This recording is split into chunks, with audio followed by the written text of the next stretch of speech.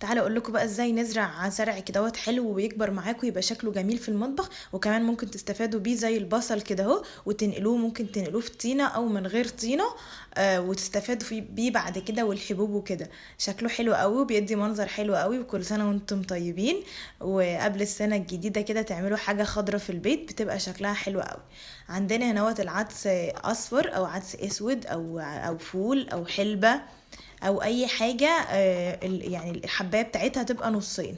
وكمان عندي هنا كوبايه ميه، انا دول مش بستخدمهم. لو في كوبايه كرتون، كوبايه الجبنه مثلا، حاجه تبقى مغطيه البصلايه من كل الجوانب. يعني حتى لو انت حاسه ان هي واقعه جوه الكوبايه، لا، ما هو دوت اللي احنا عايزينه. المهم ان الحته اللي من فوق دي هي دي اللي تبقى باينه. انا بس بقطع اول حته من فوق، بشيل منها القشره بتاعتها من فوق علشان تبقى اسهل معايا في ان هي تطلع على طول البصل. هم مخضرلين عشان هم كانوا في الدرج، فانا اول لما لقيتهم ابتدوا يخضروا كده من فوق، فقلت لا، يبقى انا استفاد بيهم وازرعهم افضل. بس كده. وعندنا بقى الاطباق اللي هو الاختراع بتاع زمان دوت اللي كنا بنعمله في الفصول واحنا في المدرسه. خلوا العيال كمان يعملوا معاكم، بس الفرق ان احنا ممكن ننقل الحبوب ديت، البذور دي في طينه، وتكمل معاكي بقيه الزرعه بعد كده، وتكبر وتستفادي بيها. بس طبعا بتبقى محتاجة رعاية ومحتاجة يعني انكم تخلوا بالكم منها والمية، وكمان ما فيش اي مثلا عصافير او اي حمام يقف عليه عشان الورق ما يتقطعش بتاع الزرع نفسه. فحاولوا ان انتوا لما تحطوها في البلكونة تبقوا محافظين عليها بقدر الامكان. هنحط بقى القطن بتاعنا، واللي نحط بقى عليه الحبوب بتاعتنا العدس. خلي الولاد تساعدكم عشان هم بجد هيتبسطوا، وكل يوم هيبقوا عايزين يسقوها مية ويتابعوا ازاي بتكبر ويتفرجوا عليها. انا هنا خليت البنات تساعدني، وبقت هي اللي كل يوم بتحط فيها ميه، او يوم بعد يوم. لو انتوا حسيتوا ان القطنه لسه مبلوله ما تحطوش ميه كتير علشان خاطر ما تعفنش معاكم.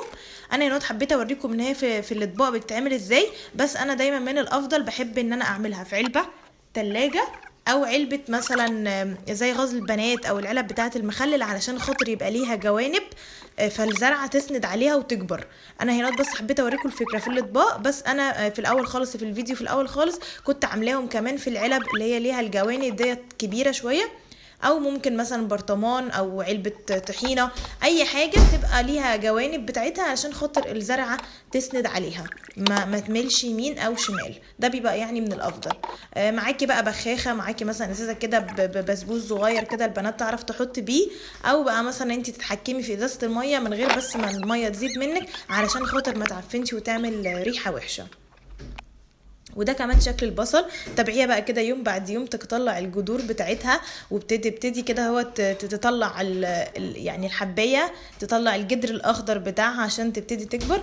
ففي خلال اسبوعين بالظبط، 10 ايام، 3 اسابيع، يعني على حسب الزرع بتاعك. ومش محتاجه تحطيه في بلكونه او عند نور او اي حاجه، هي تحطيه برص كده على الرخامه هيكبر معاكي كده. اما البصل بقى فبنحتاج بس ان احنا نغيره الميه بتاعته كل كام يومين 3، على الاول لما نلاقي الميه بتاعته ابتدت لونها يغير كده للون البني او الذهبي، يعني ابتدت تحس ان هي ما بقتش نظيفه شويه. فبتحتاج انك تغيري البصلايه. ارفعي بس كده البصلايه وغيري الميه بتاعتها وسيبيها تاني. بصوا شكلهم برضو بعد ما كبروا كده، كل يوم بتابع شكلهم وانا بسقيهم ميه. حلوين قوي، والبصل بيكبر كمان اسرع. حاولوا تعملوهم وتابعوني. باي باي.